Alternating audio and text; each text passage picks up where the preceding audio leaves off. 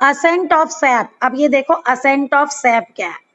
Ascent of SAP मतलब है कि जो भी अब जो सॉइल में वाटर और मिनरल प्रेजेंट थे वो रूट में तो आ गए।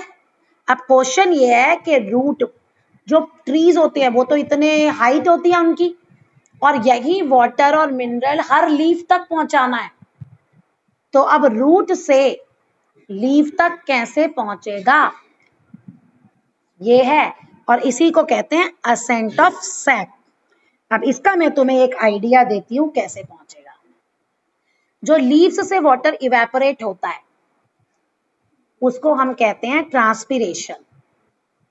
ट्रांसपिरेशन बोलते हैं, ट्रांसपायरेशन बोलते हैं, वो देख लेना, ठीक है।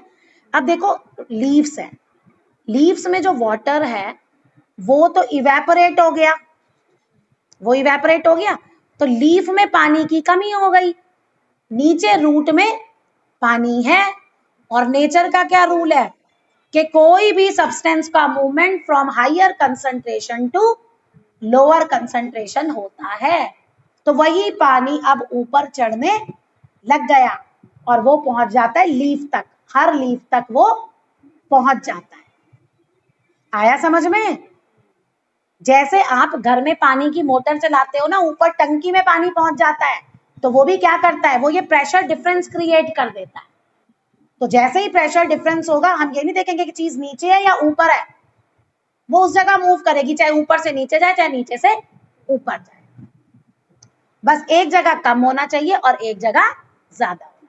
तो ऐसे रूट्स में तो आ जाता है थ्रू डिफ्यूजन या ऑस्मोसिस, लेकिन हर एक लीफ तक चलता है जब ये ट्रांसपायरेशन प्रोसेस होती है। तो एक सक्शन पुल यानी एक फोर्स जनरेट होता है जो पानी को ऊपर हर लीफ तक पहुंचा देता है। Xylem forms a continuous network of channels that connects root to the leaves through the stem and branches and thus transport water and mineral to the entire plant. अब जाइलम जो है पूरा नेटवर्क है, जैसे घर में हमारे घर, हर घर में पानी पहुंचता है ना, बाथरूम में भी पानी पहुंचता है, किचन में भी पानी पहुंचता है, हम एक पाइप लगा देते हैं ना, उस पाइप के थ्रू पहुंचता है ना, ऐसे ही सेम पाइप जिसे जाइलम कहते हैं, ठीक है, वो रूट्स से हर एक लीफ स्टेम ब्रांचेस से कनेक्ट होता है। अब कैसे वाटर चढ़ता है? Water evaporates through the stomata present on the surface of the leaf by the process transpiration. ये बता दिया, लीव्स से जो वाटर इवेपोरेट होता है उसे ट्रांसपिरेशन कहते हैं। Evaporation of water from the leaves produces a suction pull. अब यही ट्रांसपिरेशन क्या प्रोड्यूस करता है?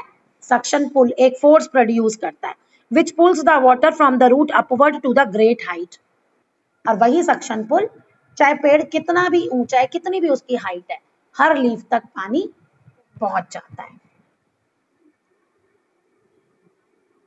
The suction pull produced in the xylem vessel by transpiration in plants is similar to one which we produce while drinking milkshake from a glass with a straw. यानी जो आप जब cold drink या juice पीते हैं उसमें straw डालते हैं, आप मुंह से पुल करते हैं तो क्या करते हैं, जो पाइप की स्ट्रॉ की एयर है वो सारी आपके मुंह में चली गई, पाइप में लो प्रेशर एरिया क्रिएट हो गया और नीचे ज्यादा है, तो तभी वो आपका मिल्क ऊपर चढ़ जाता है। सेम ऐसे ही प्लांट्स में होता है, लीफ ये काम करती है, जो आप अंदर सांस लेते हैं ना, वहां पे लीफ से जो वाटर इवेपोरेट होता है वो ये काम होता है। Another function of transpiration is that it cools the plant in hot weather. गर्मियां होती है ना, अब जहां से भी पानी इवेपोरेट होता है, गर्मियों में हमें पसीना आता है, उसके बाद हमें ठंडक लगती है, ऐसे ही लीव्स में भी वाटर इवेपोरेट होता है, उनको ठंडक लगती है। क्यों? क्योंकि इवेपोरेट होने के लिए हीट चाहिए, और वो हीट कहाँ से आती है? प्लांट की लीव से, प्लांट से ही तो आएगी, और जहां से हीट निकल गई वो चीज हो गई ठंडी। ठीक है जी। अब ये लिखा भी है, this happens due to the cooling caused by evaporation. अब ascent of sap की डिफाइन आ गई, the upward movement of water and minerals in a plant through xylem is called ascent of sap.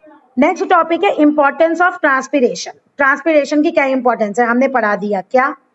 एक, ये मूवमेंट, वाटर की movement minerals के लिए root से लेके लीव्स के इसी की वजह से होता है, क्योंकि ये एक सक्शन पुल जनरेट करता है।